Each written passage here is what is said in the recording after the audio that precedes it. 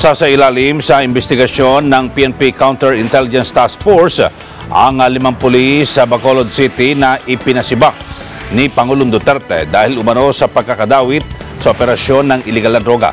Kabilang dito sina Police Senior Superintendent Francisco Ebreo, ang Chief of Police ng Bacolod City, Police Superintendent Richie Makilan Yatar, Police Superintendent Nasruddin Daud Tayuan, Police Senior Inspector Victor Paulino at Police Senior Superintendent Alan Ruby Macapagal. Ayon kay PNP Chief Oscar Albayalde, bagamat tinanggal sa pwesto ang 5 opisyal, sa ilalim sila sa due process at iimbestigahan. Ito'y para malaman daw kung totoo ang mga aligasyon laban sa nasabing mga opisyal. Bukod dito, malalaman din kung sino-sino pa ang mga kasabwat na mga opisyal sa illegal na droga.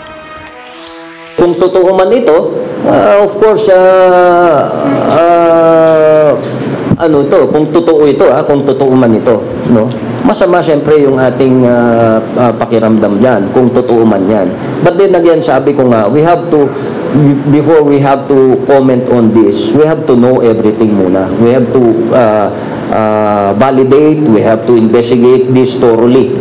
Hindi naman natin alam kung baka hindi lang sila ang involved din dito, baka meron pang iba, di ba? We are not closing the investigation because of them being relieved already. Yes. No?